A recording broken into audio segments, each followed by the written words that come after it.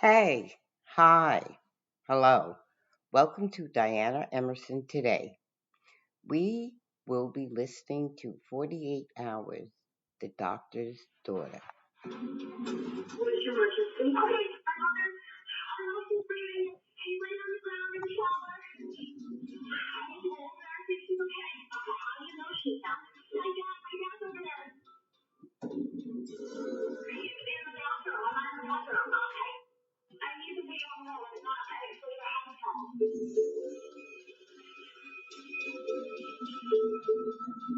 The actual call came out where the victim fell in the shower.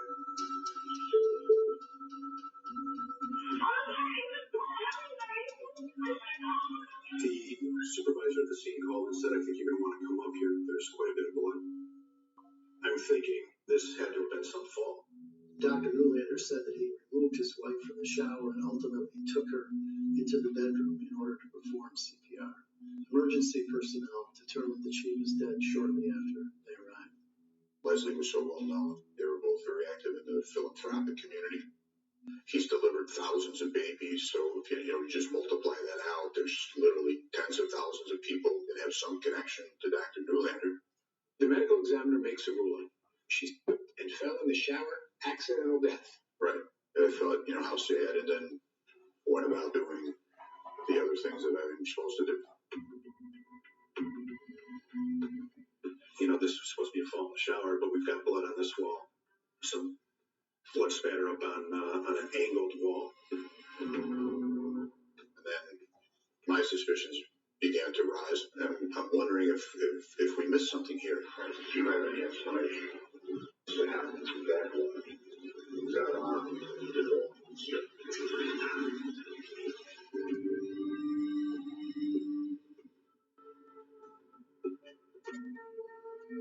The best explanation to me is an impact event on or near the south side of the bed. Impact span. Force impacting liquid blood. There was obviously a violent encounter in that bedroom, inconsistent with scenario where she wakes up, goes into the shower, slips, and is discovered by her husband.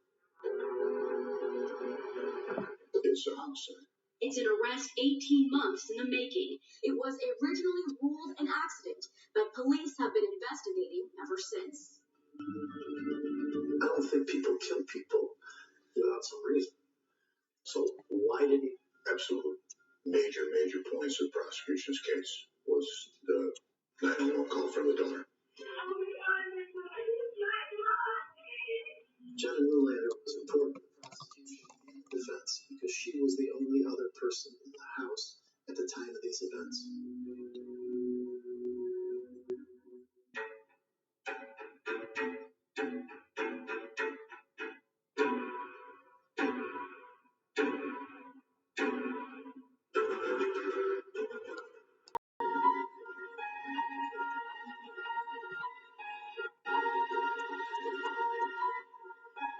Inside this grand home on the morning of September 17, 2012, a disturbing scene was unfolding. As 23-year-old Jenna Newlander frantically called 911.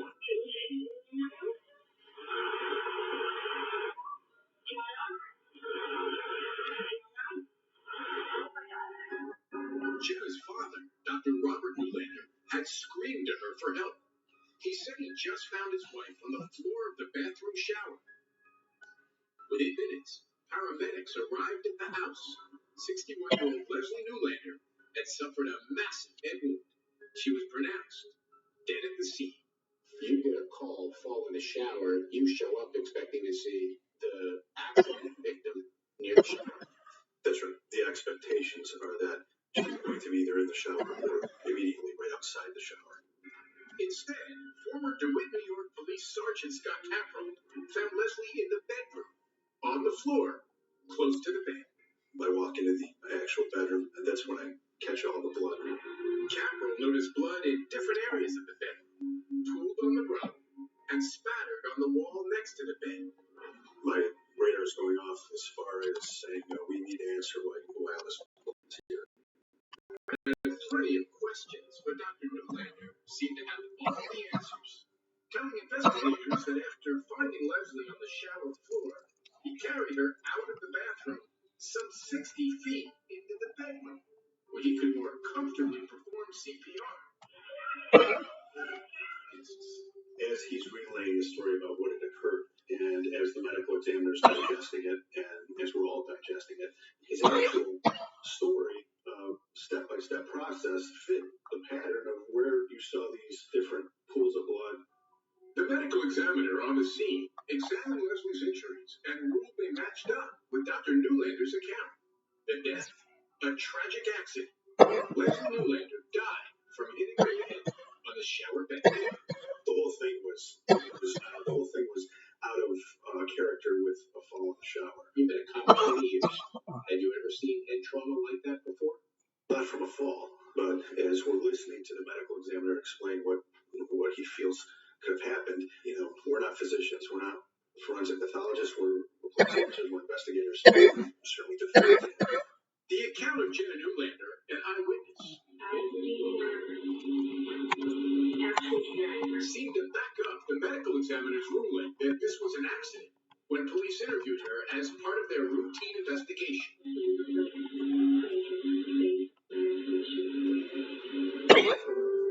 The death of Leslie Newlander shook the community. Mary Jambelek was a good friend of the Newlanders. They seemed like the perfect couple, the perfect marriage, the perfect family, really. Leslie was a fabulous woman, very vivacious, energetic, unpretentious. She was switched on. Yes, I know people always speak well of her, but truly this was her personality, to be so big and alive. Leslie and Bob gave generously, both their time and money. They were well known for their philanthropy. Their social prominence dovetailed with Mary Newlander's professional standing. One of the most highly regarded gynecologists and obstetricians in the Syracuse area. He delivered a lot of babies around here. Many, with a lot of good feelings toward the care he gave those patients for many, many years. My interactions with Dr. Newlander were joyful, were these wonderful things that were happening and they were welcoming their baby, becoming a family. Julie Crosby, who worked with Dr. Newlander, assisting pregnant women, says patients were drawn to his supportive demeanor. I found Dr. Newlander to be compassionate, kind, knowledgeable. That caring way, say those who knew them best, was a defining value for this tightly knit family. The closeness is plain to see in these birthday tributes for Robert and Leslie, made by their children, Emily and Brian from Robert's first marriage, and Ari and Jenna from Leslie and Robert's 28-year marriage, mixed with loving teasing for their mother. She said, how does everyone know I'm the dog? I don't understand. How does anyone? I love you. The Newlanders' thoughtfulness was something Mary Jambelek experienced firsthand after becoming gravely ill with an infection while on vacation in the Czech Republic in the summer of 2012. I was in the hospital for 3 weeks. When she finally returned home, the first neighbors to check on her were the Newlanders. I remember hugging everybody, and I remember Leslie saying, we're so glad that you made it. Just 2 days later, Mary received the devastating news. Leslie was dead. A freak accident. She'd slipped in the shower. I couldn't believe that she had just been to see me and tell me how grateful she is that I'm alive and she's dead. It was shocking.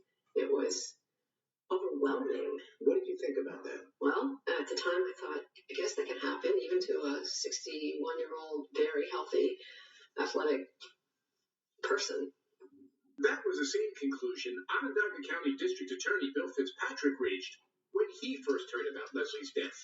He believed it was a tragic accident until a few months later when a tip changed everything. I'm going to get to the bottom of this.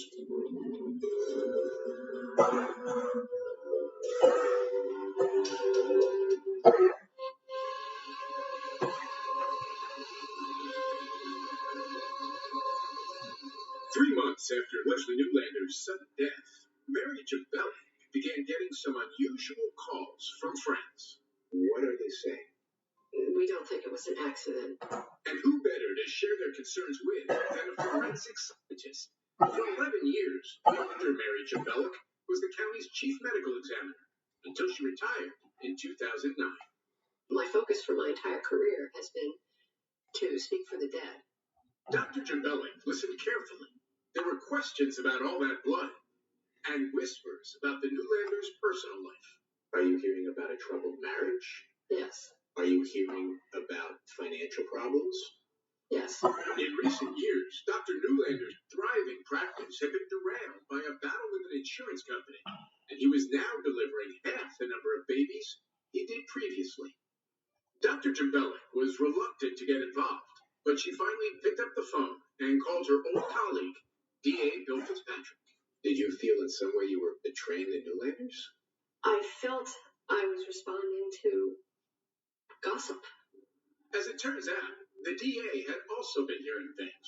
He'd received an anonymous letter just before Jabelek's call, suggesting a different side to Dr. Newlander.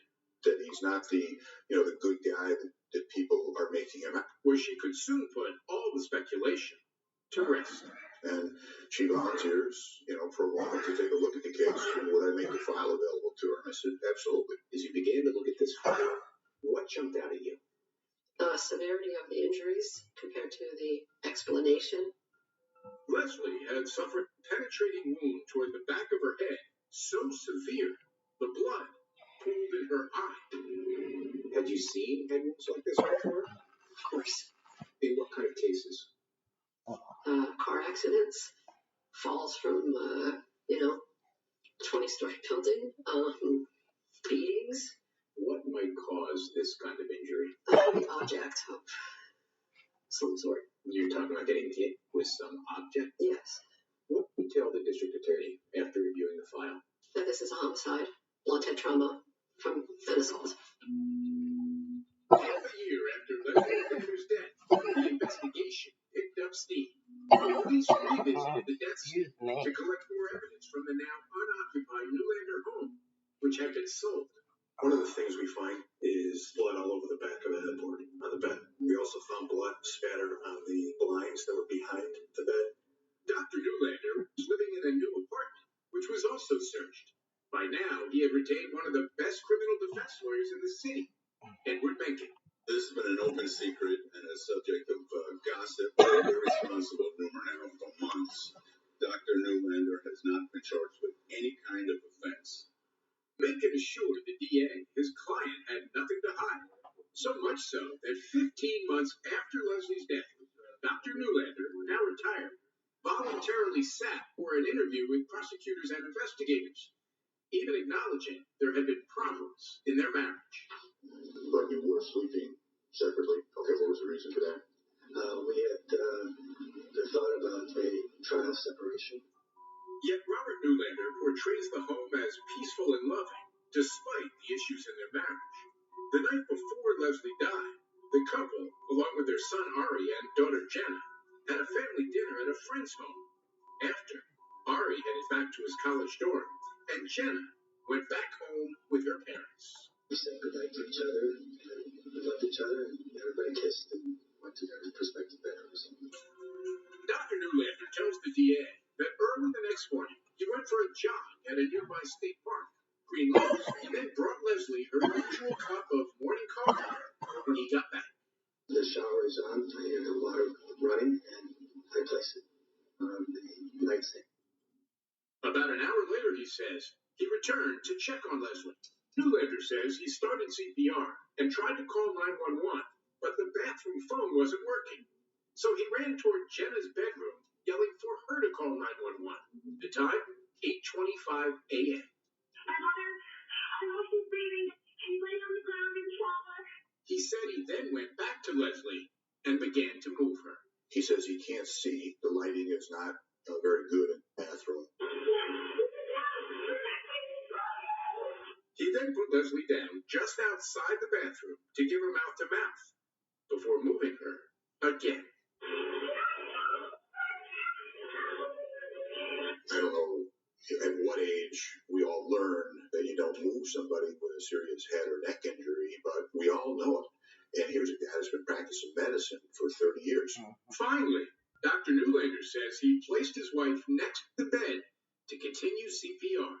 There's, more red flags than a bullfight going off in my head when I hear that story for the first time. Fitzpatrick develops his own theory that hours before that 911 call, Dr. Newlander assaulted his wife in the bedroom and then likely chased her into the bathroom. I think that he struck her on that shower bench. She may have already been in the process of dying at that point. Fitzpatrick believes Newlander made up the story of finding Leslie in the shower and called for Jenna so he'd have a witness as he carried his wife back to the bedroom. What do you think he was doing when he was moving her? I think now he has got to explain the blood trail from the assault that took place in the bedroom that eventually made its way into the bathroom. He's got to do it in reverse. He had to move that body himself to explain that blood. As for the blood spattered in the bedroom, the DA believes Dr. Newlander didn't realize some of it was there because the violence took place before the sun was up. And don't forget, he's committing this crime. It's dark. He doesn't know where all the blood is. But if Leslie Newlander was attacked in her bedroom, why were the sheets nearly pristine? The Newlanders' longtime housekeeper provided a clue to investigators.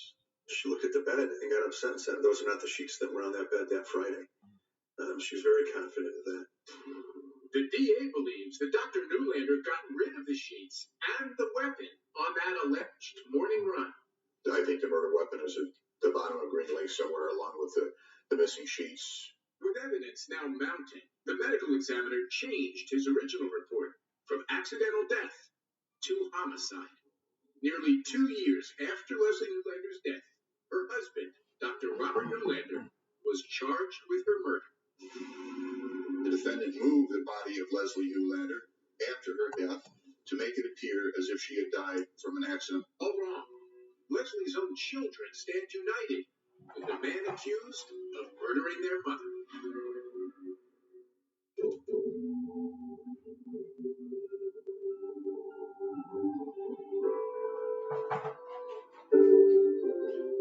In March of 2015, 2.5 years after the death of Leslie Newlander, high drama was about to unfold in the Onondaga County Courthouse.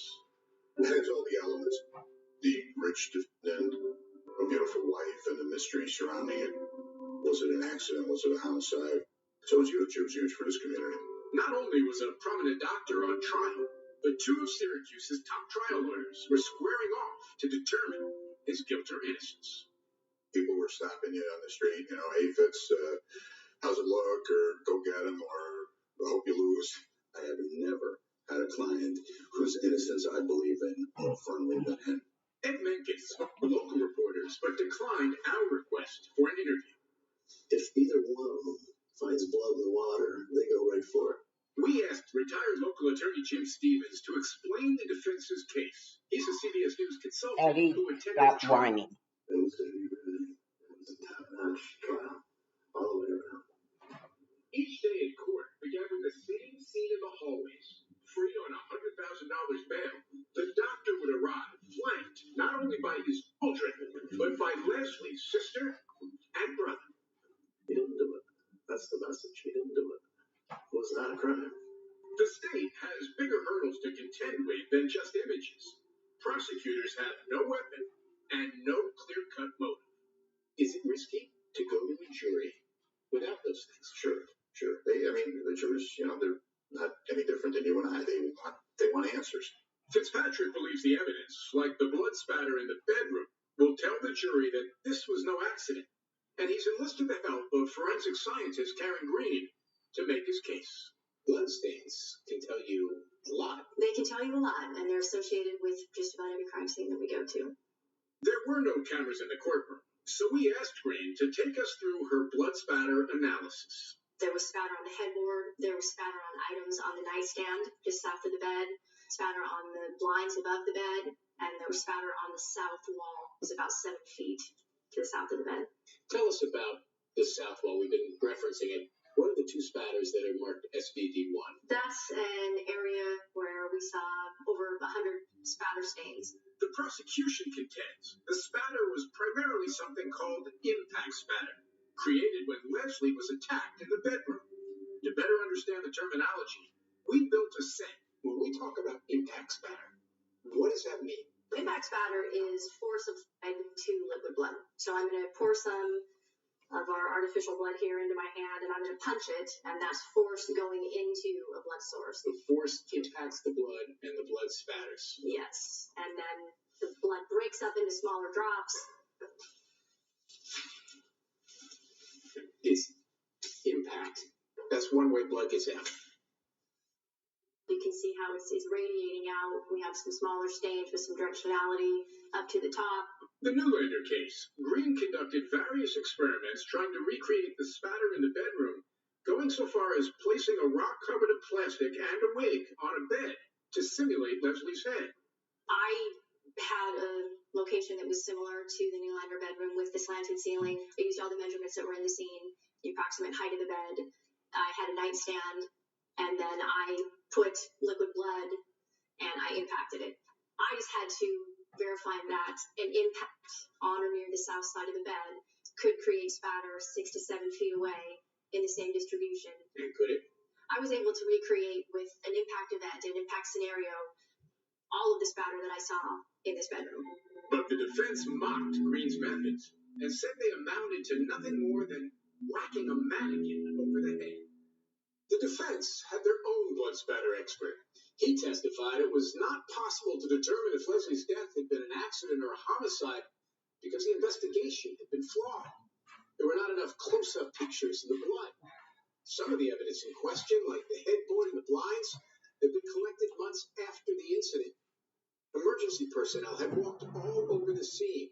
In fact, the defense suggested that EMTs may have been responsible for some of the blood spatter. First responders probably had blood on their hands, and that the gloves were just peeled off, and in so doing, the blood flies from the gloves, and you don't impact, but you have a cast off. The defense also argued that the blood could have been cast off by Dr. Newlander himself.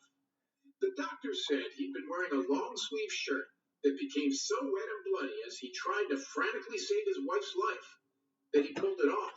Those spatters by the bed were caused by humiliation. Fitzpatrick scoffs at those theories, pointing out that paramedics are trained to carefully remove their gloves, and that no gloves or shirt could account for the amount of blood in that room. That doesn't explain any of the blood. It's a significant amount of blood. The defense insists it was an accident, and that there may have been a good reason why Leslie Newlander fell. She had vertigo, a dizziness disorder.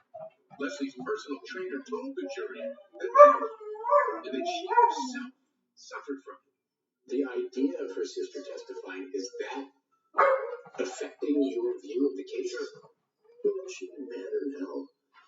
And why wouldn't she be saying, I'm testifying for you? What are you, crazy? You killed her? To bolster their case of an accidental death, the defense hired Dr. Daniel Spitz, a medical examiner working in Michigan, who's seen more than his share of traumatic head injuries. His testimony basically is the massive head wound that caused her death was caused as a result of her falling in the shower against the stone bench. If Leslie sustained an injury in the shower by her head striking the stone bench, what does this do for Dr. Newlander's defense? Don't run. But the prosecution countered that Leslie suffered at least 2 blows to her skull, and that the wounds were not consistent with her head striking a straight edge like a stone shower bench. It should be like a simple linear fracture with some blood underneath of it, but you don't get the complex depressed fracture like this. Dr. Bellick did not testify at trial, but consulted with the prosecution. Leslie's other injuries, they say, don't add up to a slip and fall. There were abrasions, scrapes of the skin on her cheek, a bruising on her nose, more on the left side of the cheek as well, bruising and scraping on her neck.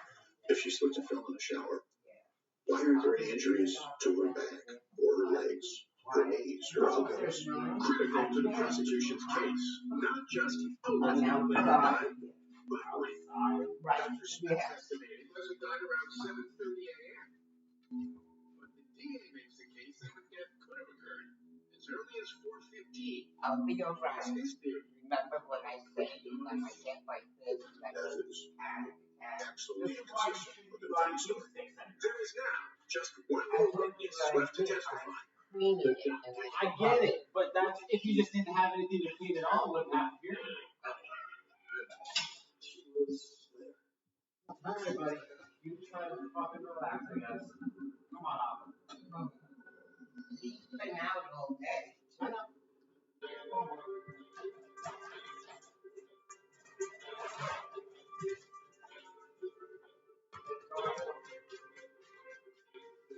Jenna was to Does he testify. take them out to try? You don't take them out. Go outside. You just eat the piece of bread and pie.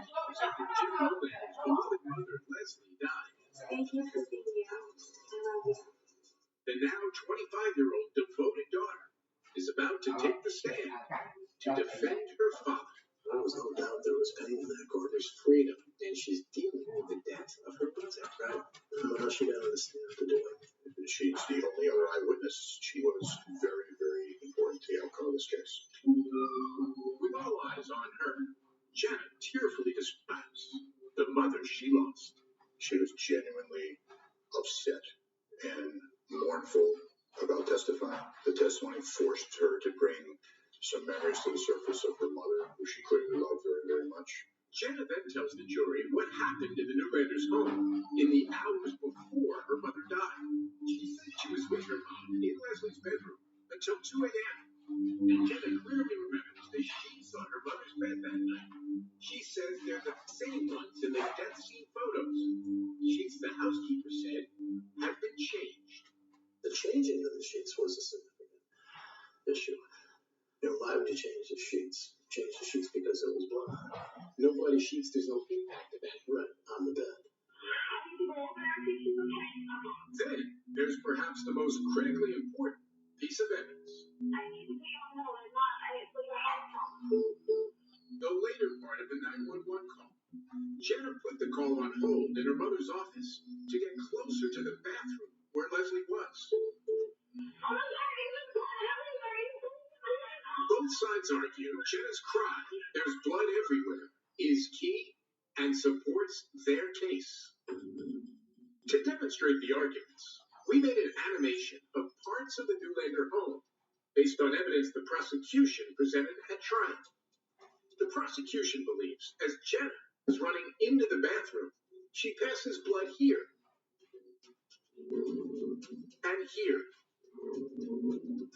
A trail of blood that could not yet exist unless Robert Newlander attacked Leslie earlier in the bedroom and then left her in the shower. She is past the entrance to the bathroom where there's a significant amount of blood on the wall that only could have come from Leslie's head, perhaps being pushed against that wall, perhaps being chased. The DA says Jenna then grabbed the landline phone in the water closet to reconnect with 911 and yells, "There's blood everywhere." You're saying it's a big deal how she even phrased, "Oh my God, there's blood everywhere." That her mother's not part of that sentence. Exactly. Her initial response would have been, "Oh my God, my mother's bleeding. My mother's on the ground." She would have referenced what she was seeing. Fitzpatrick believes Jenna drops the phone and the call captures seconds later the exact moment when she first sees her out of the shower and into Jenna's view. It is then she lets loose a cry of pure anguish.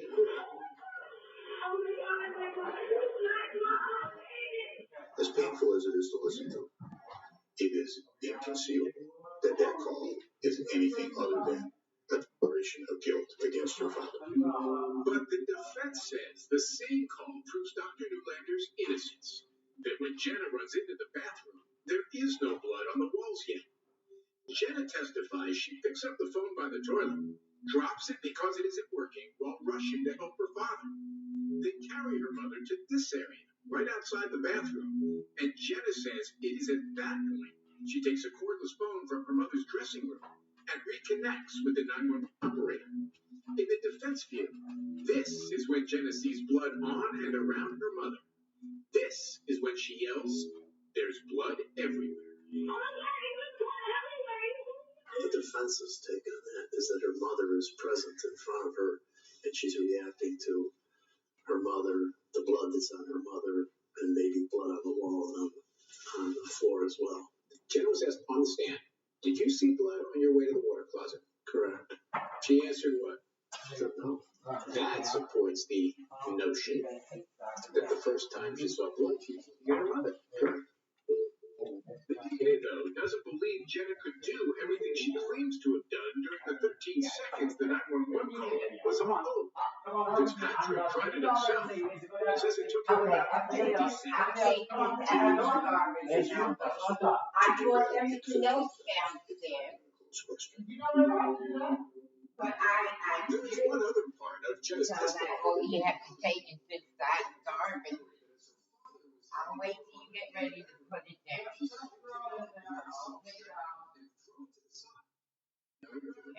The defense suggested that tossing this bloody shirt may have caused some of the blood spatter in the bedroom, but the shirt has never been found. There's a single witness that saw him with long-sleeve shirt on, other than Jenna. If we injected Jenna Newlander with truth serum and said, did your father kill your mother? She would say, no. I don't think in her mind that Jenna believes that her father did this. I think she has created a protective world in her mind where mom slipped and fell in the shower. But the question now isn't what Jenna believes, it's what the jury believes. I'm worried that they're having an emotional reaction. This girl wants them to vote not guilty. And they know that this 60-plus-year-old defendant is unlikely to reoffend. And all of those emotions can play to the detriment of a case that has to be proven beyond a reasonable doubt.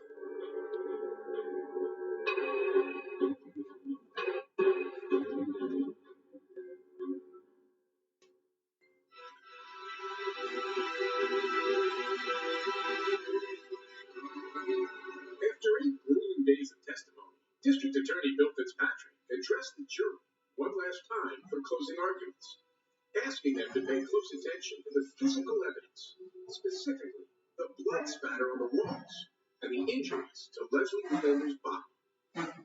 As I said many times, Leslie will speak to you, ladies and gentlemen. You have to listen to her. And also, to listen carefully to the words of Jenna Newlander in that critical 911 call. They put us as guilt beyond any shadow of a doubt. But there's one thing the DA could not share with the jury.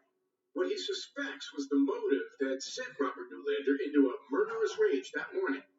Investigators learned from a friend of the Newlander family that Leslie was planning on signing a lease for a new apartment on the day she died. Leslie was on her way out, and this is not a guy that can deal with that.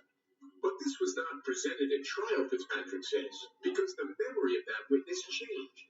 She later said the apartment was for both Leslie and Robert. Ed Mencken strongly denies these accusations and insists there was no motive. In the summation, he didn't just say, not guilty. He said, innocent. He said innocent throughout. I'll hear that. The jury would deliberate for 3 days before alerting the judge they had reached a verdict. Robert Newlander returned to the courthouse once again, arm in arm with his family. I'm gonna side-eye it. Etched on his children's faces. I heard that is good. That's cute. You send me some those pictures. Okay. Do you want me to make you a plate? No. Okay. Okay. The vegetables, I just ate the vegetables and the beans. I put the chicken up there. I was going to give that to the dog. Too much chicken for me. But there was a couple of good ones that came in. I think you'd like.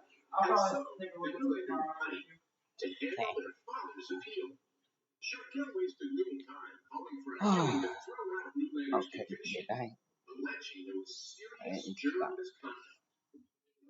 In the spotlight, a juror named John Lorraine. According to an alternate juror, Lorraine had received texts and other communications about the case during trial. A against Judge Miller's orders not to discuss the case. A search of the accused juror's phone found she had received some potentially prejudicial texts, including one from her father which read, "Make sure he's guilty." But weeks later, the judge upheld Dr. Newlander's conviction, pointing out the juror had been undecided in early stages of deliberations, and in the end, the judge ruled she had taken her role seriously. Almost 4 months after the verdict, sentencing would finally commence. With family photos on display, the Newlander children returned to the courthouse. For the first time, cameras are allowed in court.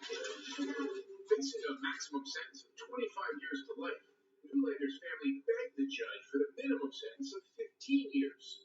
Leslie's sister, Joanne, spoke on the family's behalf. Had any of us even slightly suspected foul play of any sort, we would not be here today at Boston. And then it was time for Robert Newlander to address the court. My head is unarmed.